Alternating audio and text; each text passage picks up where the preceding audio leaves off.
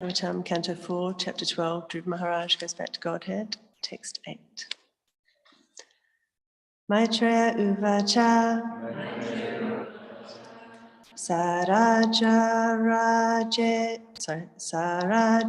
Rajena Varaya Chodito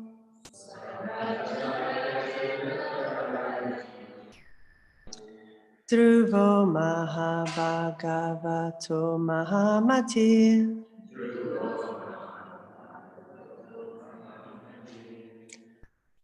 Haro Sarvarve Chalitam Smritim Yaya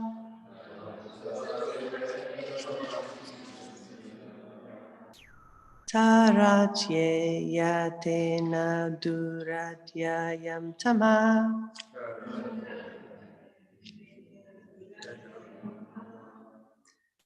Maitreya Uvacha Saraja Rajena Varaya Chodito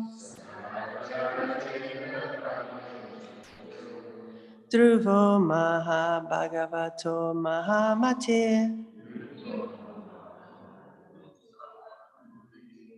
Aryo Sarvarve Chalitam Smritim Yaya Taratye Yatmena Duratyayam Tama Maitreya Uvacha Saraja Rajena Varaya Chodito Dhruvo Mahabhagavato Mahamati Aryo Savarve Chalitam Smritim Yaya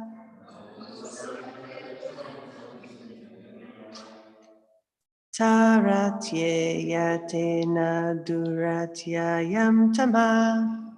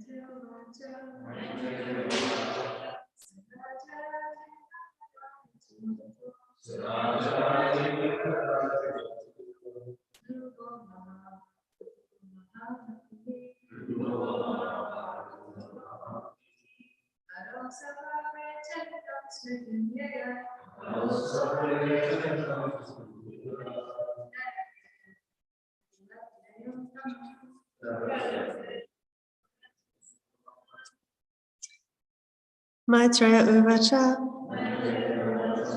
The great sage Maitreya said,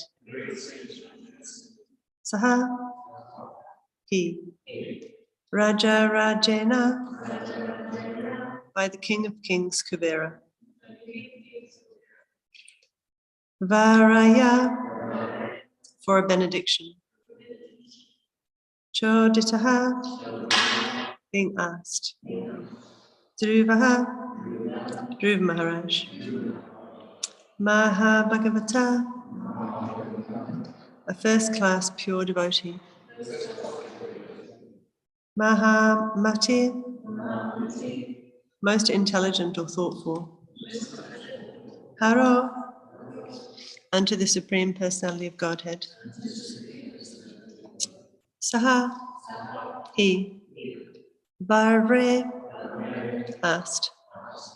Achilitam, unflinching. Smritim, remembrance. Yaya, by which. Charity, crosses over. Ayatnena, without difficulty. Turyatyayam, unsurpassable. Tamaha, nescience. Translation and purport by Srila Prabhupada Ki. The great sage Maitreya continued, My dear Vidura, when thus asked to accept a benediction from Kuvera, the king of the Yakshas, Kuvera the Yaksharaj, king of the Yakshas, Dhruva Maharaj, that most elevated pure devotee, who was an intelligent and thoughtful king, begged that he might have unflinching faith and remembrance of the Supreme Personality of Godhead. For thus a person can cross over the oceans of nescience very easily, although it is very difficult for others to cross.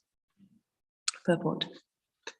According to the opinion of expert followers of Vedic rites, there are different types of benedictions in terms of religiosity, economic development, sense gratification, and liberation. These four principles are known as Chatuvargas.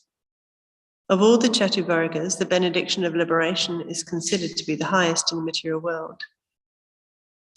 To be enabled to cross over the material nescience is known as the highest Purushartha, or benediction for the human being. But Dhruva Maharaj wanted a benediction which surpasses even the highest Purushartha, liberation. He wanted the benediction that he might constantly remember the lotus feet of the Lord. This stage of life is called Panchama Purustha. When a devotee comes to the platform of Panchama Purustha, simply engaging in devotional service of the Lord, the fourth Purushartha, liberation, becomes very insignificant in his eyes. Srila Prabodhananda Sarasvati has stated in this connection that for a devotee, liberation is a hellish condition of life. As for sense gratification, which is available in the heavenly planets, the devotee considers it a will-o'-the-wisp, having no value in life. Yogis endeavor to control the senses, but for a devotee, controlling the senses is no difficulty at all. The senses are compared to serpents, but for a devotee, the serpent's poisonous teeth are broken. Thus, Srila Prabodhananda Sarasvati has analyzed all kinds of benedictions available in this world. And he has clearly declared that for a pure devotee, they all of no significance. Dhruva Maharaj was also a Mahabhagavat, or first-class pure devotee, and his intelligence was very great, Mahamata. Unless one is very intelligent, one cannot take to devotional service or Krishna consciousness. Naturally, anyone who is a first-class devotee must be a first-class intelligent person, and therefore not interested in any kind of benediction within this material world. Dhruva Maharaj was offered a benediction by the King of Kings, Kuvera, the treasurer of the demigods, whose only business is to supply immense riches to persons within this materialistic world. Is described as King of Kings, because unless one is blessed by Kuvera, one cannot become a king. The King of Kings personally offered Dhruva Maharaj any amount of riches, but he declined to accept them. He is thus described, therefore, as Mahamata, very thoughtful or highly intellectual. Om Gyana Tamarandasya Gananjala Shalakya Chakshum Militamena Tasma Shri Devi Namaha.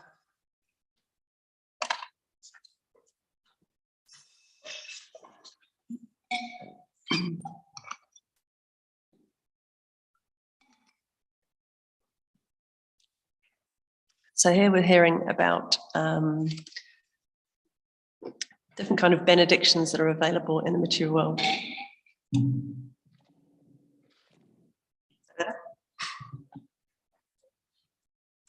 So in the purple here, we're hearing about different kinds of benedictions available to the living beings in the material world. Religiosity, economic development, sense gratification, and liberation. So we can probably think that in the material world, people are thinking more about economic development and sense gratification. People generally aren't thinking about benedictions of religiosity. And if they, possibly fail at economic development and sense gratification, then they think about liberation, like, I'm not enjoying anymore, so let's get out of the suffering. But actually, beyond so many achievements in the material world, as much wealth, power, sense gratification as one can have, then actually beyond that is liberation. I remember once at a program, Devi Raj was speaking with a young man that had come along. He was very successful, good looking, and he was quite young, but he basically achieved everything that a young person nowadays these days had wanted to achieve. And he was now just feeling like, what else is there? And Maharaj said to him, you're very lucky, because a lot of people spend their whole life striving for wealth, sense gratification, and they never actually get to achieve it. So once you actually achieve it and realize it's not all that, then you can move beyond that. But people are very busy these days, still trying to succeed in these things. But now we're hearing that even beyond liberation, higher than liberation is devotional service. So in Nectar of Devotion in the beginning, it talks about 6 symptoms of pure devotional service. And one of them is that pure devotional service derives even the conception of liberation. So liberation ultimately is just freedom from distress in this material world. That feeling of relief.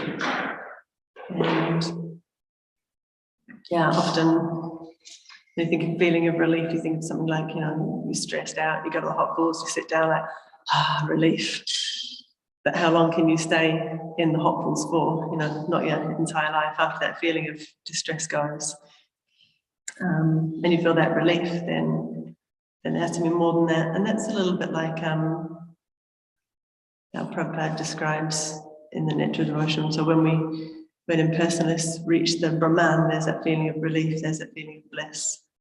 But ultimately, there's no variety and relationships. So there's the frustration and boredom. So people come back again to this platform of variety. So people can't stay in this liberation. That gets boring after a while. But pure devotional service, engaging in devotional service, is beyond that, because there's taste, there's relationships. And so one goes further with that and wants to engage more and more in that. I remember when we were in Manchester, there was one devotee that we met at a university program that was coming on. You probably know her, Sukunti Radha. So as well, she had a lot of opulence. She was a very talented young photographer, attractive young lady, very intelligent. And she came across Bhakti through the preaching program that we had there. She was coming along. And so she started to do a little bit of service. And one time she was downstairs in the basement, the Manchester temple. I don't know, I think perhaps you probably might be the only one that were at the Manchester temple. Were you the one that cleaned the temple floor when we first got there? Yeah, basically it was very dilapidated. And when we first got there, we washed our obeisances, your head would literally stick to the temple floor with grime. And the kitchen was downstairs in a basement. and it was really moochy, and there were lots of other living entities living down there in the temple. So it wasn't the most enlivening atmosphere. But anyway, she was downstairs in this basement kitchen, and she was just putting little bliss balls into empty packets. And I went down there, and there were just tears streaming down her face. And I was like, are you okay? Because, when you first come along, there's a lot of purification. You might be feeling quite mental and stuff. She was just like, I'm just so happy. And I was like, whoa, she's in this basement, a very materially qualified girl, just putting little bliss balls into little plastic packets. And she was experiencing Krishna consciousness and experiencing devotional service, and there was just tears rolling down her face, and she's like, I could do this forever. And I was like, wow. This girl is actually experiencing Krishna consciousness. So when we engage in devotional service, we get this taste. And when we get this taste, then we want more of it, and that encourages us in Krishna consciousness.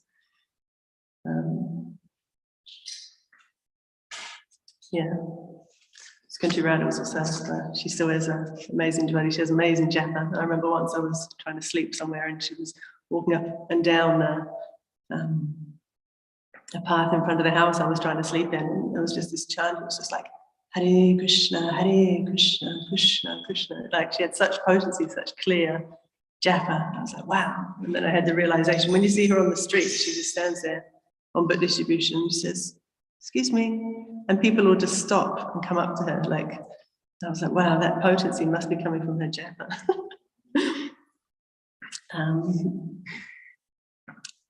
So devotional service, there's taste beyond liberation. So Dhruv Maharaj, the benediction that he asked for was devotional service, was faith and remembrance of Krishna. So he could have asked for so many things from Kubera. And this is where we see the transformation of Dhruva's desire, because at the beginning of this chapter, or the beginning of this pastime, Dhruva Maharaj, he was wanting a kingdom better than his grandfather, so that's Lord Brahma. And, that was a huge material desire. He wanted kind of emotional revenge on his father and that side of the family, and he wanted so much wealth that he could show them. But now we have this transformation of desire. He just wants devotional service. And this Srimad Bhagavatam, it shows us philosophically it shows us philosophy in action through the pastimes. I was listening to a class by Chaitanya Charan the other day, and he was saying that Srimad Bhagavatam also shows us how to face adversity with dignity. And we see that so many times in the Bhagavatam. So Dhruva Maharaj, he faced adversity with his family, and in that pain, there's so many different things he could have done. He could have gone for, all-out revenge. He could have just, left his situation, but he took shelter of Krishna. And we see that a lot in the Bhagavatam. People are facing adversity and they take shelter of Krishna. So Maharaj Parikshit, he was cursed to die within 7 days, but he didn't become resentful of that. He didn't try and avoid. It says that the potency of Maharaj Parikshit was so great, it could have counteracted the curse. The curse could have got counteracted for him, but he saw it as the will of Krishna, and ultimately he was very grateful for what happened, because he realized we're all going to die at some point. This is a very potent chance to get rid of all my entanglements in the material world, fully engage in Krishna consciousness without becoming bewildered. So in his adversity, he chose not to become resentful, but was actually very grateful.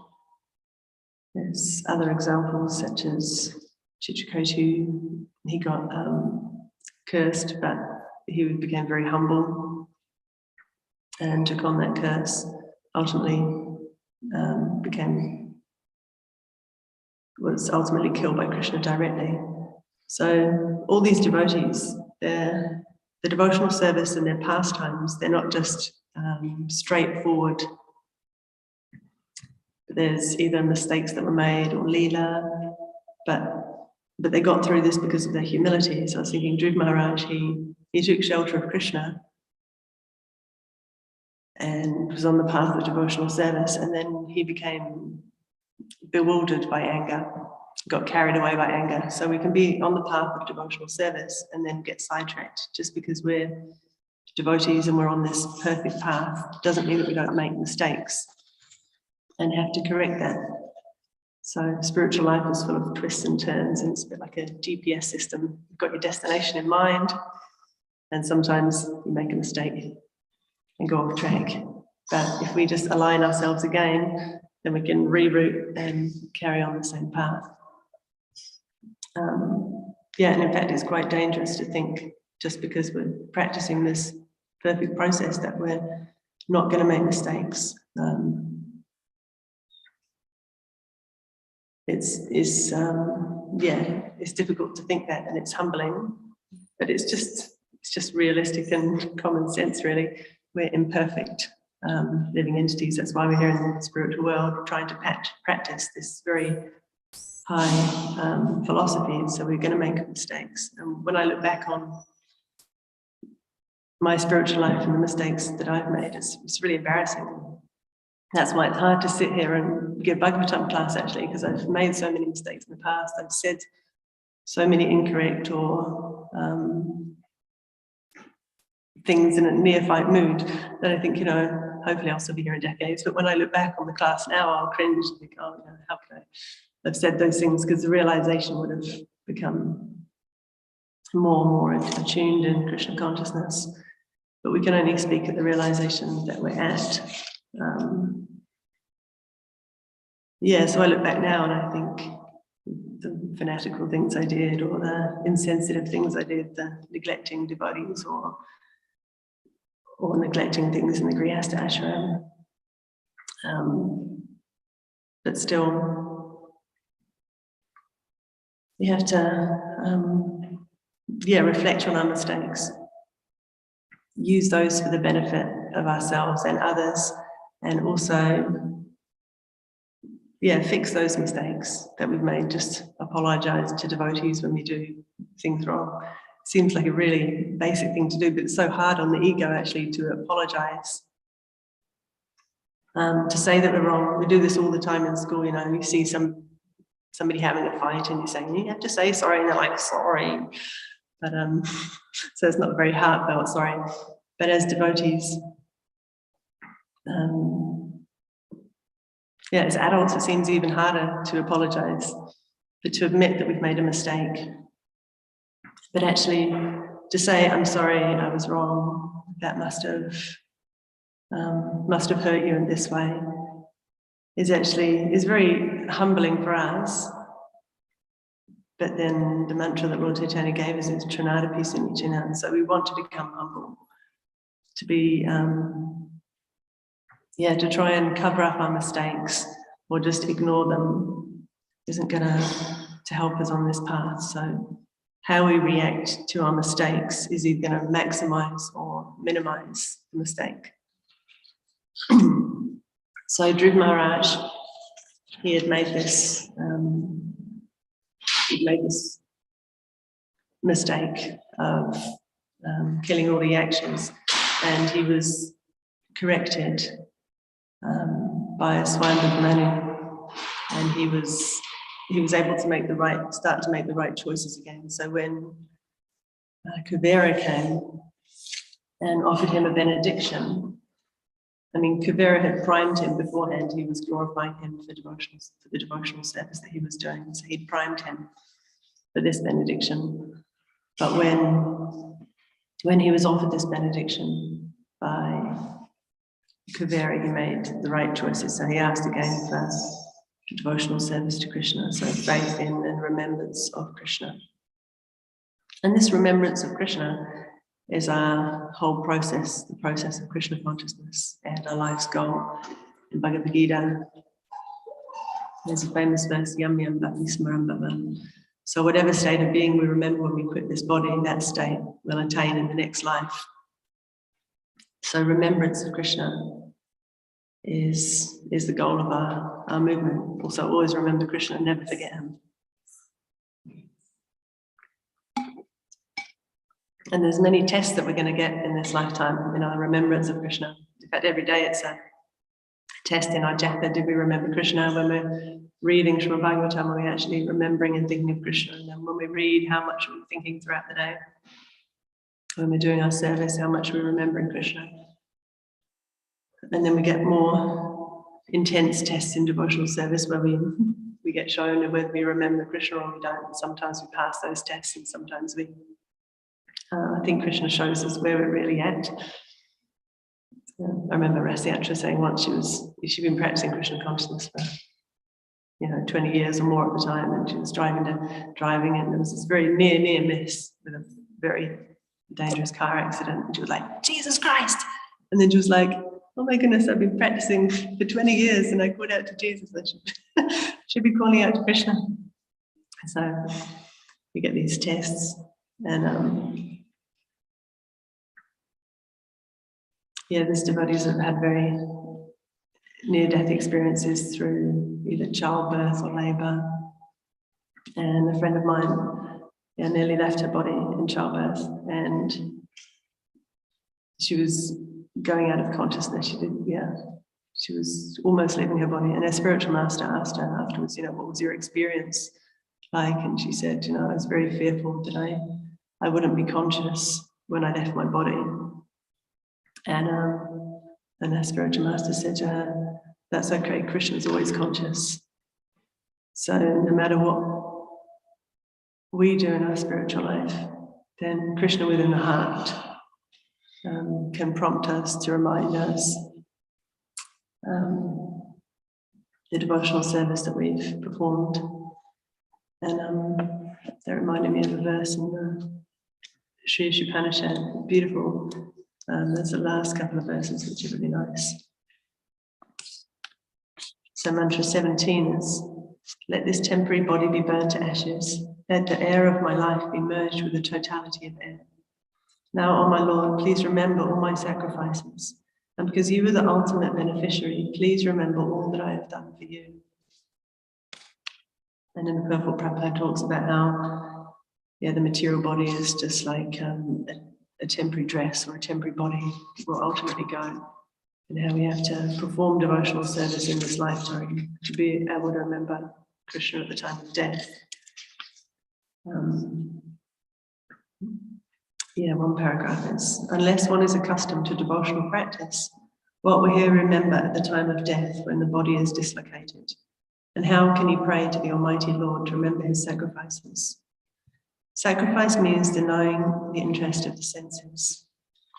One has to learn this art by employing the senses in the service of the Lord during one's lifetime. One can utilize the results of such practice at the time of death.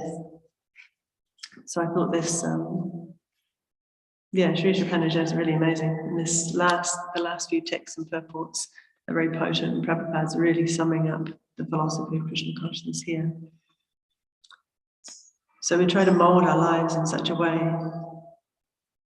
around our devotional service, so our hearing, our chanting, our practical service that we're doing for Krishna. And this is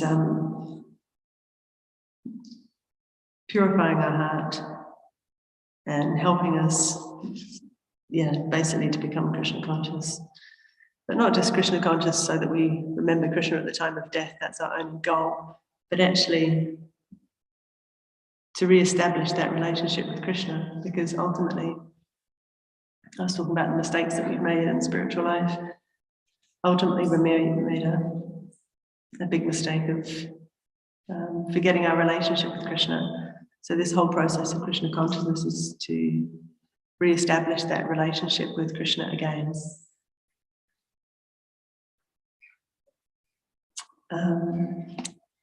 And this is done through hearing about Krishna, kirtan, absorption and service. Everybody's got different tastes and different ways that they can relate with Krishna. Personally, I'm quite a task-orientated person, and I like practical devotional service, and I get a lot of taste from that and absorption that helps me remember Krishna consciousness. remember Krishna, hopefully in Krishna consciousness. Yeah, things like going to the holy dham, kirtan, reading with devotees. Everybody's got a different way that they connect with Krishna. And this will help increase our faith and remembrance of Krishna as well. And this ultimately helps us transform our desires from material desires to desires for pure devotional service. And then along the way, when we make mistakes, then we just have to correct ourselves, realign ourselves with our mission. And this is done especially through association. So when we have good friends in Krishna consciousness, they can encourage us when we're falling off the path, or just enliven us in devotional service. And that will help us, to make the right choices again. And sorry, it's a little bit of a short class there. If anybody has any realizations or comments, questions. Yes, Robert? First, you mentioned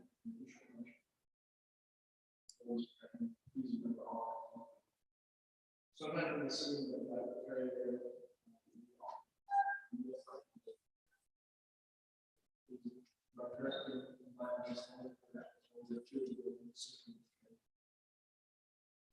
Are you thinking that when the person is saying, please remember all that I've done for you, it seems like they're being a bit proud or something, and a pure devotee wouldn't?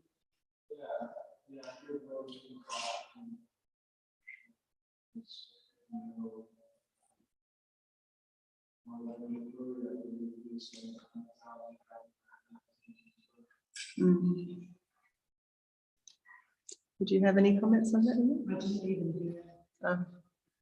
Prabhu is saying that in this verse in the Sri Upanishad, the devotee is saying, please remember all that I have done for you. So he's asking if this is a neophyte devotee, because a pure devotee wouldn't think that they've done any service. I have a real problem with the picture. Oh. The acoustics here are popping my head, so I actually can't put them. I'm sorry. Do you want me to say it again? I think to believe in desperation. So anything on death.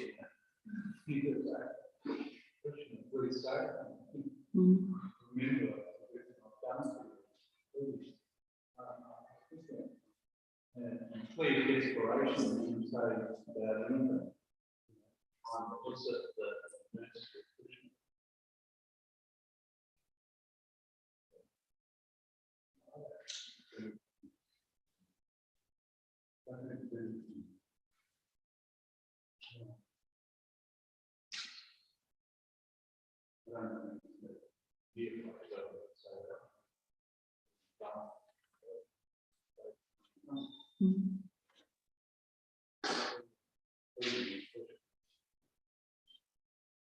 Yes, the devotee is pleading with Krishna.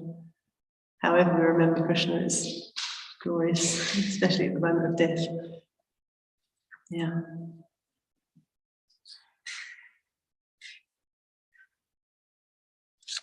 Anybody else?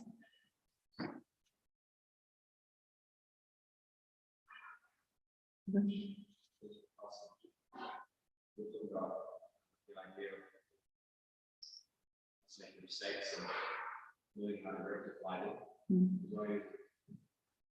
Is it necessary that we ever make mistakes to learn? Or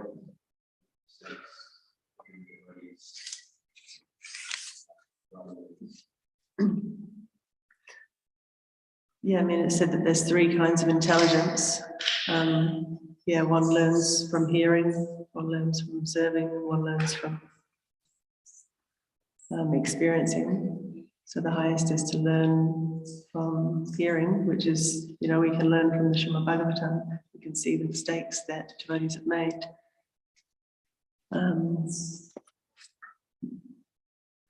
But then also, we can see that there's so many mistakes that are made, and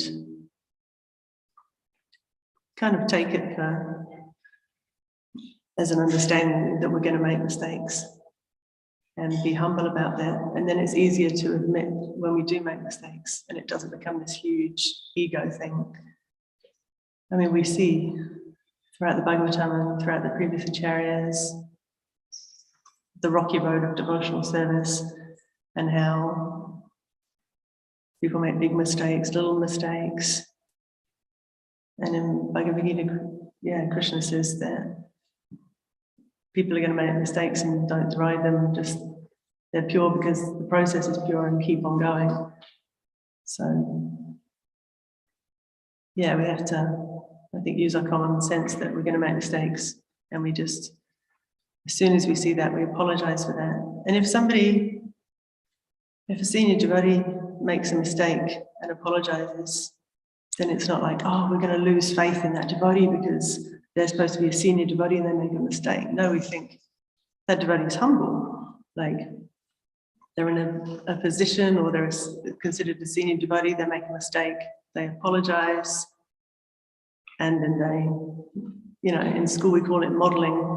So if someone doesn't understand how to do something, you model the behavior yourself. And so for devotees to model the behavior of being humble and apologizing for mistakes also then encourages that atmosphere of, okay, we're going to make mistakes, and we just apologize and we carry on. Otherwise, we're walking around with these hard hearts and big egos and hurt hearts because we're hurting each other all over the place, and we can't apologize because I'm a devotee and I'm practicing this pure process. So if I apologize for a mistake, then people are going to lose. I'm supposed to be this big devotee, and if I make a mistake, then people will lose faith in the process. But I think that people respect somebody that can admit that they've made a mistake and get back on track. That's something else, but I can't remember what I was going to say. Robert? There's always pitfalls in Christian consciousness. No matter what level you get in Christian consciousness, however you get, there's still tests that Krishna puts you through. And so, you become very advanced, then, you'll fall down like some pride, some situation, one really advanced. But actually, when Krishna smacks you, so you get smashed at different level of your progress in consciousness. And it does take humility to get through those stages, because you will get smashed. Everyone in the room will get smashed numerous times on the path of Krishna consciousness. There's tests, and the problem is that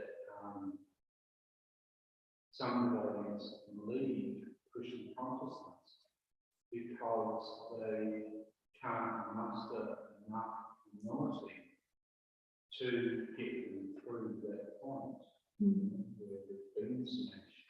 They've had a fall down, something like that. And instead of, accepting a humble position, they're thinking, easier for me to go away from the devotees than to, be exposed amongst everyone that they're asked to be. So, tough trials along the way. People really need that. And we're supposed to have this humility to be able to chant Hare Krishna. We all want to be humble, but we don't want to be humbled. We want to be pure, but we don't want to be purified. But this is the the path that we're on. And when we do make mistakes and then we take the humble position, then Krishna gives us a special kind of bliss and protection in the heart. It's like, okay, I made a mistake. And also when people make mistakes and come to us and apologize, then we should also take the humble position. You know, this is a very general thing. I can't say if there's been any kind of super intense or abusive kind of thing, but if somebody makes a simple mistake and comes to us, then we shouldn't use that as a power thing to, you know, I knew I was right. You know, we can take the humble position and just make it a nice atmosphere where we can admit mistakes and all progress together on the path of devotional service. Because, yeah, hopefully we're in it for the long haul together, and we want to see each other progress in bhakti, and we don't want to cause offenses to each other or anybody out there, you know, a family, people we work with. Yeah, we want to make things very easy for people to come to Krishna consciousness and keep in Krishna consciousness. Any closing points from anyone? Shri Bhagavatam ki jai.